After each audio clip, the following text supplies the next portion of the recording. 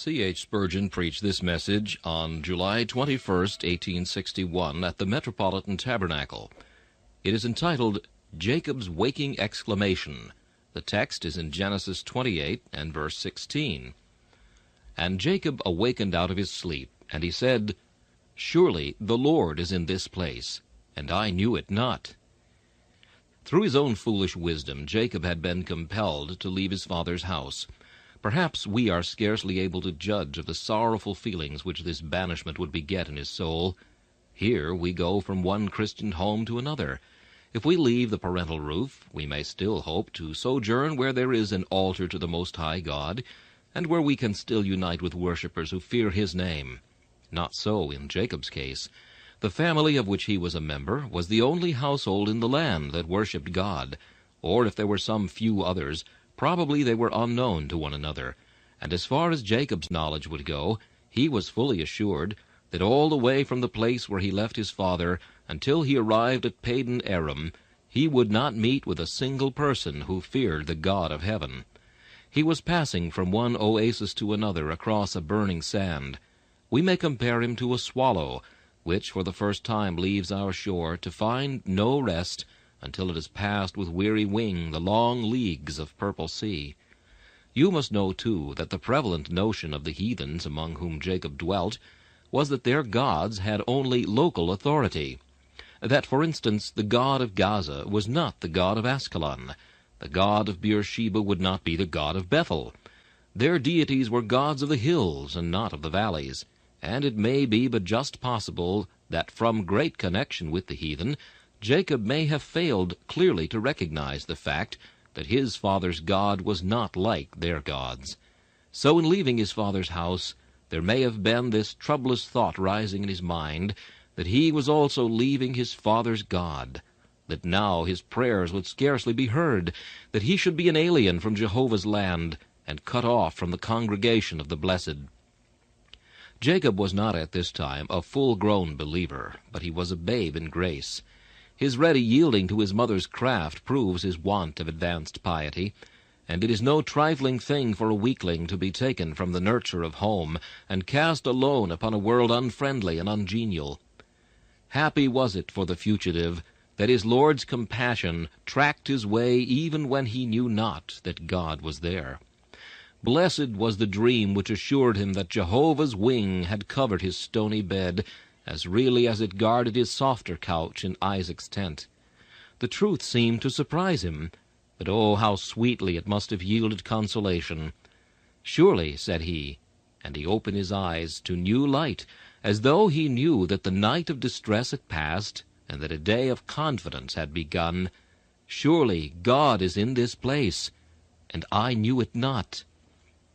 I would address you this morning upon a topic which may perhaps be as useful to us as to Jacob, if God the Holy Ghost shall but enable me to preach and you to hear. O thou that art everywhere, be specially here now. Be thou in this place, and may we know it, and tremble in thy presence. I shall speak on 3 points. First, the omnipresence of God, the doctrine of it. Secondly, a recognition of that omnipresence, or the spirit which is necessary in order to discover the presence of God. And thirdly, the results of a recognition of this omnipresence, or the practice which is sure to spring out of the conviction that God is everywhere. First, then, the doctrine of God's omnipresence. He is everywhere.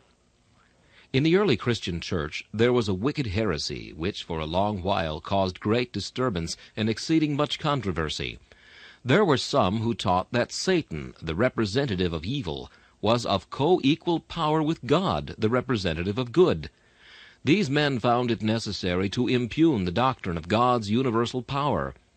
Their doctrine denied the all-pervading presence of God in the present world, and they seemed to imagine that we should of necessity have to get out of the world of nature altogether before we could be in the presence of God.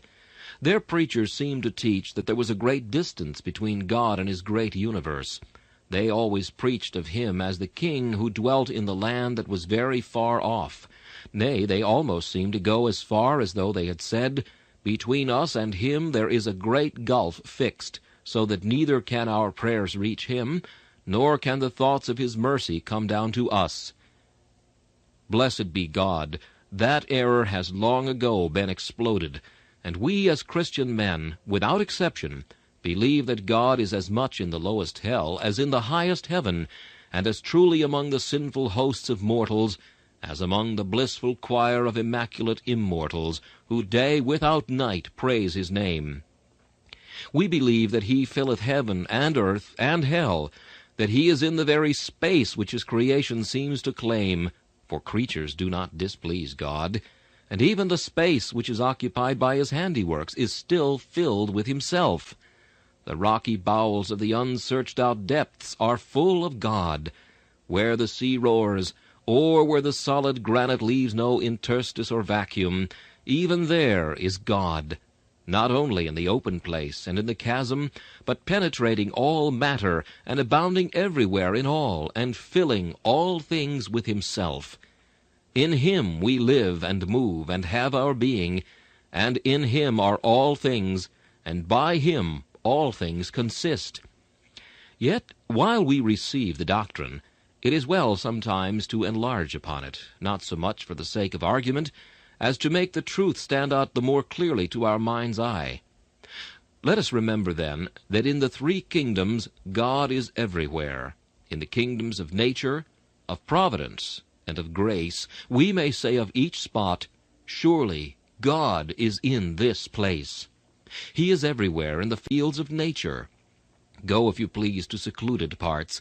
Walk through the forest glades, where the virgin moss presents a delicate carpet for human foot, where the deer starts up affrighted by the intrusion of an unexpected visitor, where the wild bird scarcely flies from you, because as yet it is not familiar with the cruel face of man. As you walk among the intertwisted boughs, the natural arches of God's own temple, which he himself hath builded, without toil of hewer of stone or dauber of clay, if you be a true Christian, you will be compelled to say, the calm retreat, the silent shade, with prayer and praise agree, and seem by thy sweet bounty made for those who follow thee. You will solemnly exclaim, surely God is in this place. Nor will you be alone in your thought, for every waving flower bell will bear witness to the fact, and the insect humming in the breeze, and the glossy beetle creeping along the sere leaves that lie beneath your feet, relics of many a winter's slaughter among the verdant groves, and the birds that are warbling among the trees, will every one of them bear witness that surely God is there. In fact, if there be one spot more than another where the consciousness of God's presence will strike the heart of the awakened man, it will be where other men are not, but where he himself is alone, the only worshipper of God, save as creation joins in his strain. But you must remember, too, that if you go to the haunts of men, where they crowd and congregate together, that God is there. Go to one of the abutments of London Bridge, and stand a moment gazing at the throng as it hurries by, thousands and tens of thousands in an hour. On they sweep, the riches of nations grinding the roadway, and multitudes of men, women, and children wearing away the granite pavement.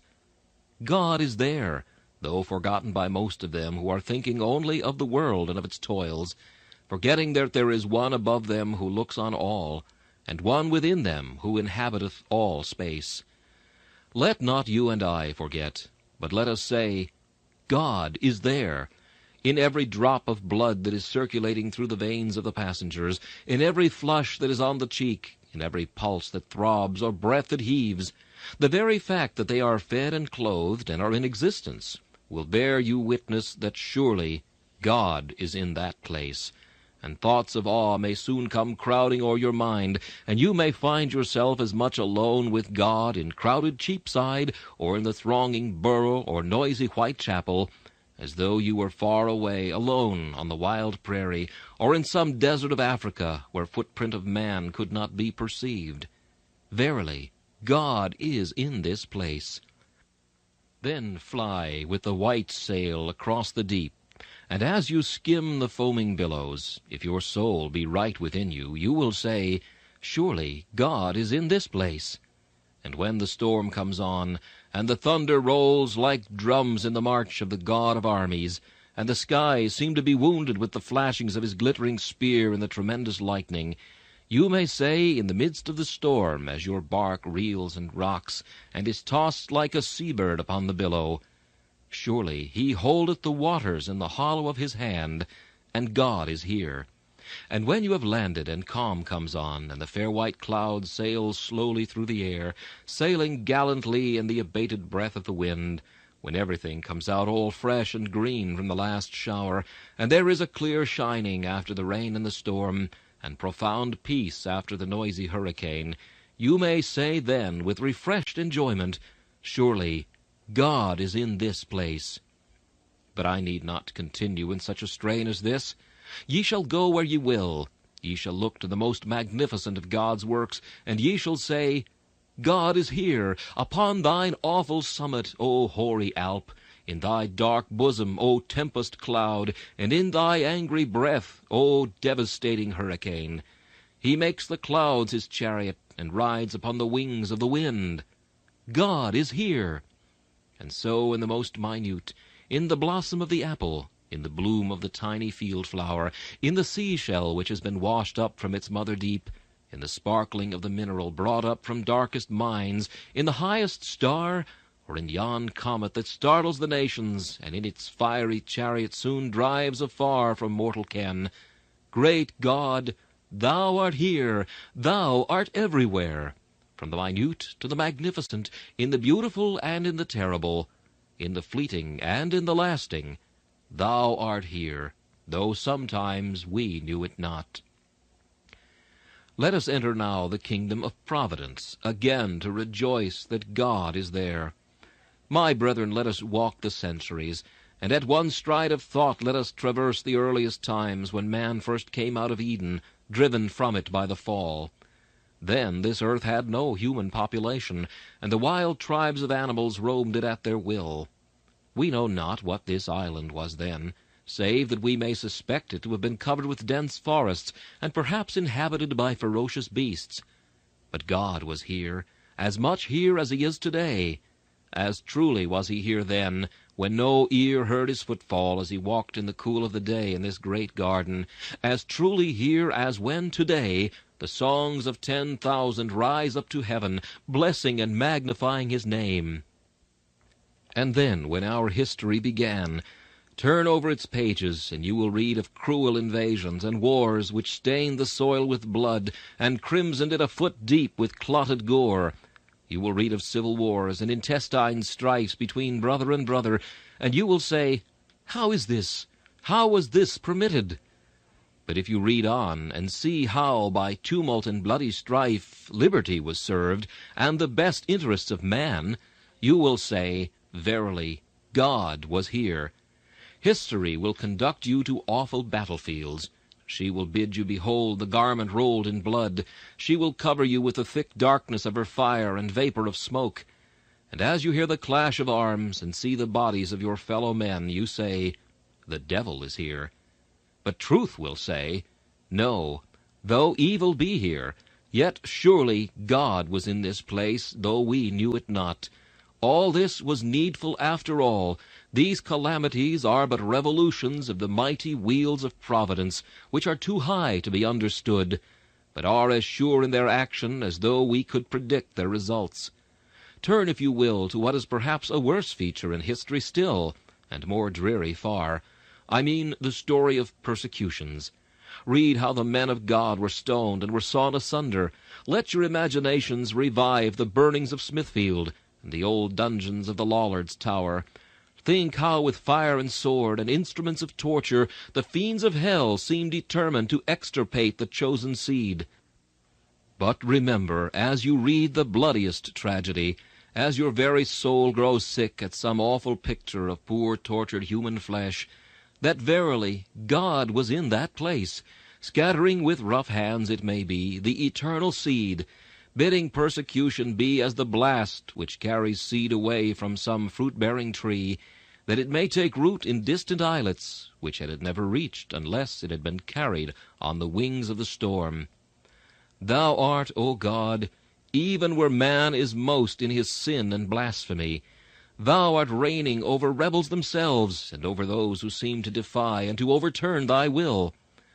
Remember always that in history, however dreadful may seem the circumstance of the narrative, surely God is in that place. You may say that yon nation depended for its welfare upon a woman's will, or that its destiny hinged upon a child's life, that this dynasty rose and fell at the will of some far-famed adventurer, that another nation was rocked to its very center by the fanaticism of a foolish pretender. We will grant you all this, for who denies the second cause when he vindicates the first? But let me say, more present is God than even man himself. More truly is he king than the kings of the earth. More certainly is the Lord a man of war than even warriors themselves. In everything in the page of history, from the moment of its first unrolling till the last of the 7 seals shall be loosed, and the book shall be read out before men and angels, you will have to say, God was in it all. But you will please to recollect that while this is true of history in the mass, it is also true of it in the detail, and with reference to yourself and your own lot, God is there. You had a fire by which you lost your all, but God was there. By some fortunate circumstance, as you call it, you rose in life. God was there. But by a reverse, as you name it, you soon fell back again. God was there.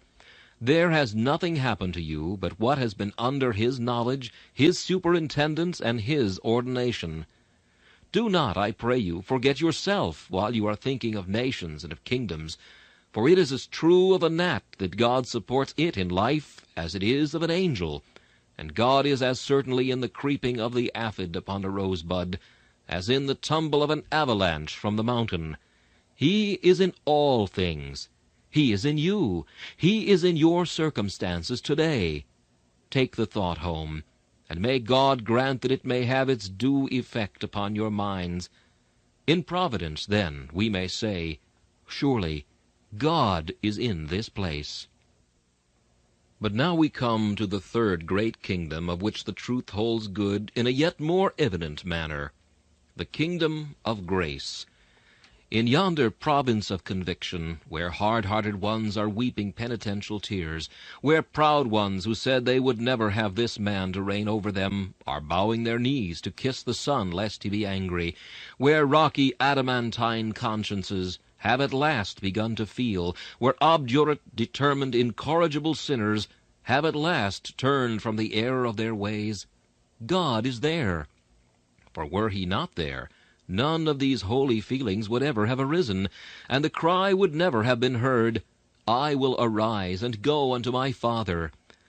And in yonder province which shines under a brighter sun, where penitents look with joy to a bleeding Savior, where sinners leap to lose their chains, and oppressed ones sing because their burdens have rolled away, where they who are just now sitting in darkness and in the valley of the shadow of death have seen the great light, God is in that place, or faith had never come, and hope had never arisen.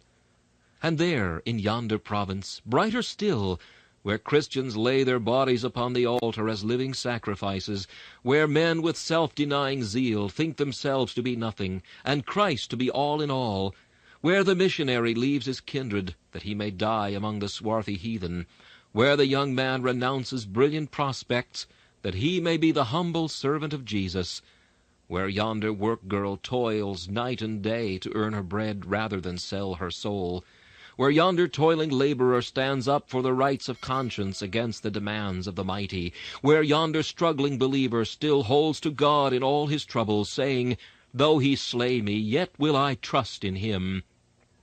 God is in that place, and he that has eyes to see will soon perceive his presence there, where the sigh is heaving, where the tear is falling, where the song is rising, where the desire is mounting, where love is burning, hope anticipating, faith abiding, joy overflowing, patience suffering, and zeal abounding, God is surely present, in the temple of the human heart, consecrating it unto himself. In all these three kingdoms, then, my brethren, Let us never forget that God is in this place. I shall turn from this point when I have just made the remark that we are still so apt to think that God is not here. You remember that splendid picture which God himself gives. Heaven is my throne, and earth is my footstool. You have seen, perhaps, the drawings of those wonderful statues which amid the ruined temples of Egypt lift their heads into the very clouds. They sit upon their awful thrones continually. Men of common stature reach no higher than the pedestals of their feet, while these gigantic ones tower upwards into the very sky. Now consider these to be but a minute representation, and let the colossal figure of deity rise before your mind. Heaven is his throne, and there he sits. Earth is his footstool, and here are his feet. While higher than angels fly is the head of the all-glorious one. We cannot comprehend the Lord at all, but we may think of him as he represents himself to us. He does it, you know, under human representations. Let us then get the human representation into our mind. He is greater than the greatest thought, his head higher than heaven, his feet lower than the deepest hell. Earth is his footstool, heaven his throne. Do not let us think that he is ever absent here. For if his face be seen in heaven, the skirts of his garments are trailing over the whole earth. We are never at a distance from him. He is here, there, and everywhere, with you and with me, very present at every time and in every circumstance. I cannot bring the truth out more clearly than that. I therefore leave it to pass on to the second head. But how are we to recognize this presence of God? What is the spirit which shall enable us constantly to feel it? The presence of electricity is very soon discovered by those bodies which are susceptible of its action. The presence, for instance, of iron in a vessel is very soon detected and discovered by the magnetic needle. There is an affinity between them. That carnal men should not discover God here, I do not wonder at. That they should even say there is no God is no marvel, because there is nothing in their nature akin to him, and therefore they do not perceive him. They lack all the affinity that can discover his presence. To commence, then, if you would feel God's presence, you must have an affinity to his nature. Your soul must have the spirit of adoption, and it will soon find out its Father. Your spirit must have a desire after holiness, and it will soon discover the presence of him who is holiness itself. Your mind must be heavenly, and you will soon detect that the God of heaven is here. The more nearly we become like God, the more sure shall we be that God is where we are. To a man who has reached the highest stage of sanctification, the presence of God becomes a more sure fact than the presence of anything else beside. In fact, he may even get to such a state that he will look upon the fields, streets, inhabitants, and events of the world as a dream, a passing background, while the only real thing to him will be the unseen God which his new nature so clearly manifests to him, that his faith becomes the evidence of things not seen, the substance of things which sense cannot perceive. Likeness to God is first necessary for the clear perception of his presence. Next, there must be a calmness of spirit. God was in the place when Jacob came there that night, but he did not know it, for he was alarmed about his brother Esau. He was troubled and vexed and disturbed. He fell asleep, and his dream calmed him. He awoke refreshed. The noise of his troubled thoughts was gone, and heard the voice of God. In solemn silence of the mind, my heaven, and there my God I find. More quiet we want, more quiet, more calm retirement, before we shall well be able, even with spiritual minds, to discover the sensible presence of God. But then next, Jacob had, in addition to this calm of mind, a revelation of Christ. That latter, as I have said in the exposition, was a picture of Christ, the way of access between man and God. You will never perceive God in nature until you have learned to see God in grace. We have heard a great deal about going up from nature to nature's God. Impossible. A man might as well attempt to go from the top of the Alps to heaven. There is still a long gulf between nature and God to the natural mind. You must first of all perceive God incarnate in the flesh of Christ before you will perceive God in the creation which he has made. We have heard a great deal about men worshiping in the forest glades, who never frequent the sanctuary of the saints. You have heard much, but there was little truth in it. There is often great sound where there is much emptiness, and you will frequently find that those men who talk most of this natural worship are those who do not worship God at all. God's works are too gross a medium to allow the light, and the road to him is a rugged one if we go the way of the creatures. But when I see Christ, I see God's new and living way between my soul and my God, most clear and pleasant. I come to my God at once, and finding him in Christ, I find him everywhere else besides. More than this, no man will perceive God, wherever he may be, unless he knows that God has made a promise to be with him, and is able by faith to look to the fulfillment of it. In Jacob's case, God said, I will be with thee whithersoever thou goest, and I will not leave thee. Christian, have you heard the same? Is the 23rd Psalm the song of your faith? Yea, though I walk through the valley of the shadow of death, I will fear no evil, for thou art with me. Have you consciously perceived that though men forsook you, God stood with you? Could you join the song of one who said, when trouble like a gloomy cloud has gathered thick and thundered loud, he near my side hath always stood. His loving kindness, oh, how good! Then to you it will not be difficult to perceive the presence of God. You will in fact look upon it as so real that when you open your eyes in the morning, you will look for him with praise, and when you close them at night, it will only be that you may repose under the shadow of his wings. I wish we could get back to the spirit of the old Puritans. They believed in a present God always. We speculate about the laws of nature. We are always talking about organic matter and so on. But with them it was God, and God alone. We look to the barometer about the rain, and very properly in some sense. They looked to God, and they prayed God either to stay the bottles of heaven or to pour down the refreshing floods upon the thirsty earth. We are talking about attraction, finding out the laws by which the worlds are governed. The Puritans looked to the lawgiver rather than to the law, and to the present power of God manifest in his present hand, rather than to any power which some dream may exist in matter itself or in the laws of matter. Oh, to feel God everywhere, in the little as well as in the great, in our risings up and in our sittings down, in our goings forth and in our comings in. I can conceive of no life more blessed, and of no spirit more akin to the Spirit of the glorified, than the mind and heart of the man who lives in God, and knows and feels that God is ever present with him. This brings me, very briefly, to one or two concluding remarks upon the practical results of a full recognition in the soul of this doctrine of God's omnipresence.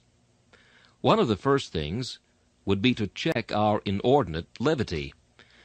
Cheerfulness is a virtue, levity a vice. How much foolish talking, how much jesting which is not convenient would at once end if we said, surely God is in this place.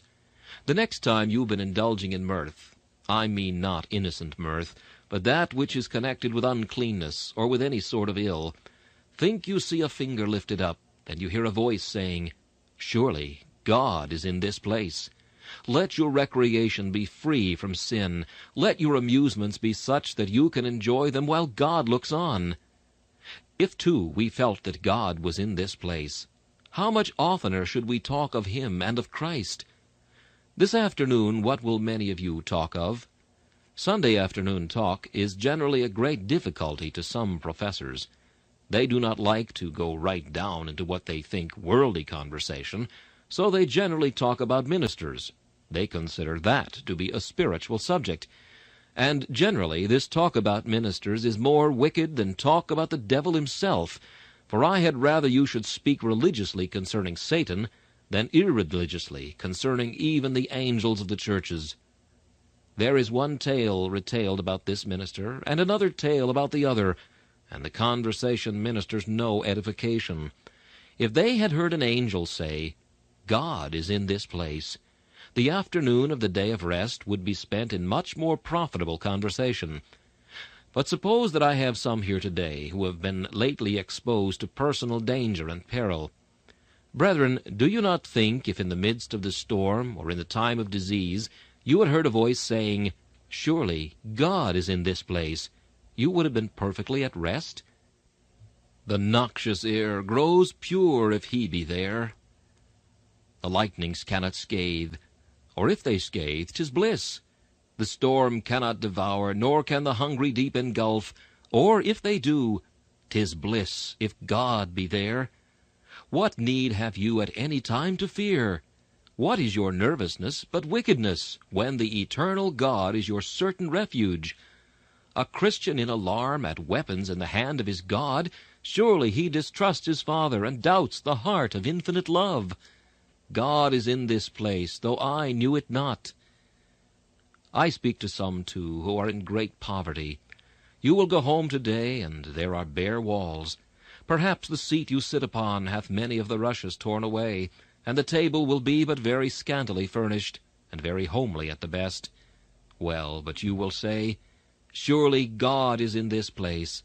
What comfort for you! You may remember the old Christian's exclamation as you sit down for a blessing. What, all this, and my God present with me? Better this, and feel his presence, than be possessed of the best of the world's dainties, and not know that he is there. Perhaps you have today some sore troubles at home. There is a Christian wife who has to go home to an ungodly husband, or sons and daughters who have to go home to a household which is anything but what it should be. Do not be afraid to go home, and as you cross the threshold say, Surely God is in this place. I think as John Bunyan passed over the threshold of the dungeon of Bedford jail, if he could have known that he should be 12 years there, but that in those 12 years he would write the Pilgrim's Progress, he would have said, Surely God is in this place. And you, if you are called to enter a den such as Bunyan called his dungeon, can say, Surely God is in this place, you make it a palace at once. Some of you, too, are in very deep affliction. You are driven to such straits that you do not know where things will end, and you are in great despondency today. Surely God is in that place. As certain as there was one like unto the Son of God in the midst of the fiery furnace with Shadrach, Meshach, and Abednego, so surely on the glowing coals of your affliction the heavenly footprints may be seen. For surely God is in this place. You are called today to some extraordinary duty, and you do not feel strong enough for it. Go to it, for surely God is in this place. You have to address an assembly this afternoon for the first time.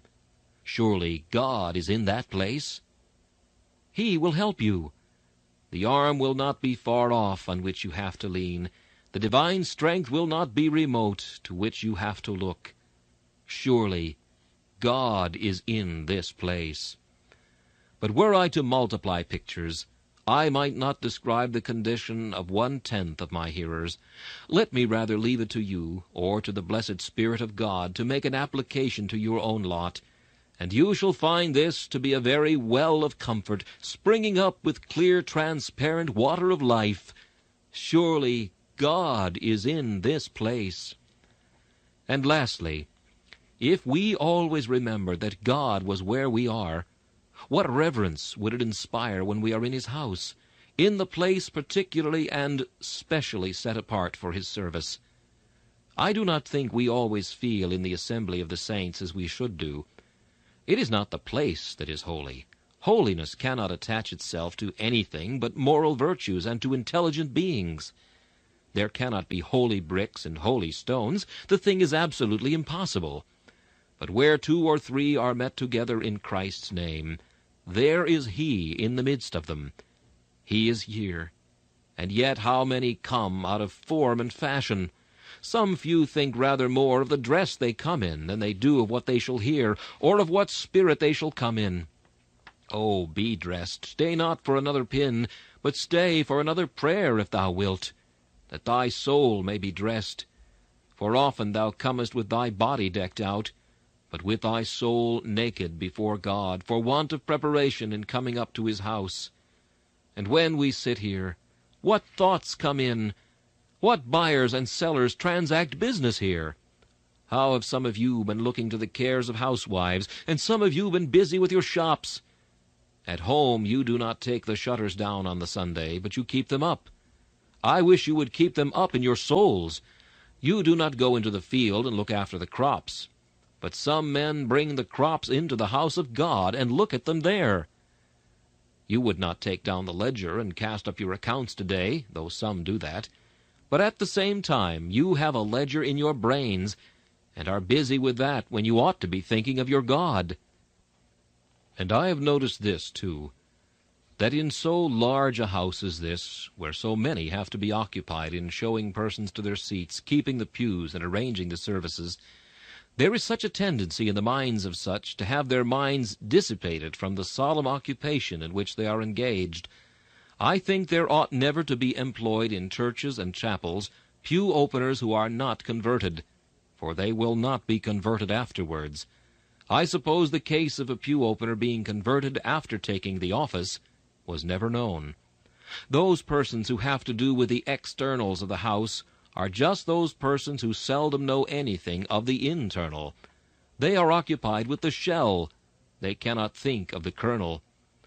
As with the grave digger and with undertaker's men, the least thoughtful of all, the most careless of men, so is it with them who are most in the sanctuary. They are often furthest from God. Oh, may we remember, surely God is in this place, and it will give us awe when we come into his immediate presence. But once more, what a restraint from sin would this thought be if it could be painted upon our very soul! A man once took his child with him while he went out to steal from his neighbor's stack, and he said to the boy, "Look about you, for fear anybody should see your father." The boy had read the Scripture. So, after having looked all around, his father said, "Have you looked all ways?" He said, "No, father, there is somebody looking." "Who is it?" "Father, you have not looked up, and there is God looking down upon you." The man's conscience was pricked. "Sinner, you look round you. There is no one in the chamber. You perpetrate the crime. Look up. The father with murderous thoughts in his mind gets his son into an unfrequented lane. No eye, he thinks, beholds him. But the divine watcher looks on, and finds helpmates on earth to keep watch too. Man, there are eyes in every wall. Nature is God's great photographer, photographing every act you do, nay, every thought that you feel as it prints itself upon your brain and upon your brow. You shall find at the last great day the picture of everything that you have done preserved. For he shall speak to the beam out of the wall, and it shall tell what you said, and he shall speak to the wall itself, and it shall reveal the picture of the uplifted hand and of the dark deed. You are always seen. Eyes watch you. Through the thick darkness he beholdeth. The spirits which he sendeth abroad to and fro are ever at your elbows, and he himself is there. Now go and sin in the presence of God if thou darest. Curse him to the face if thou darest. Go home today to break his Sabbath if thou darest, while he looks on. Surely men would not offend in the very presence of the judge. They would not break the laws with the lawgiver himself before their very eyes. Let him then abide in your thoughts, nor let your weaker passions dare consent to sin, for God is there. This message, Jacob's waking exclamation, was preached by Charles Haddon Spurgeon on July 21st, 1861. This is Charles Kelsch inviting you to join me again for another message from the Prince of Preachers.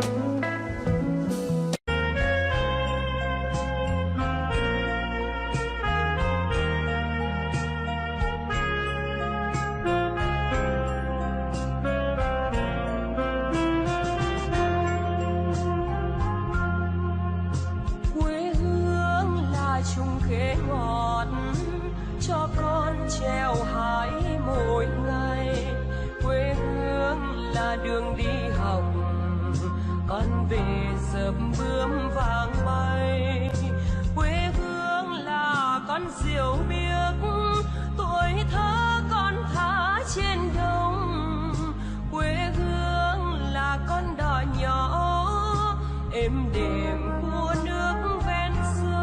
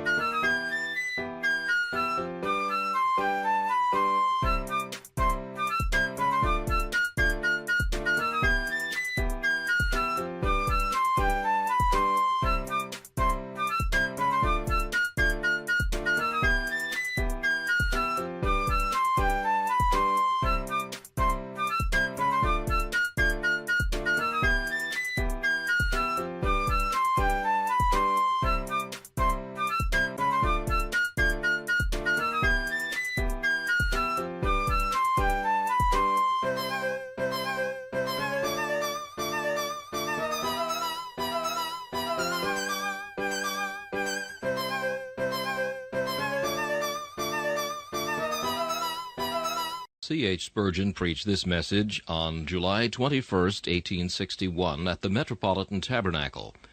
It is entitled, Jacob's Waking Exclamation. The text is in Genesis 28 and verse 16. And Jacob awakened out of his sleep, and he said, Surely the Lord is in this place, and I knew it not.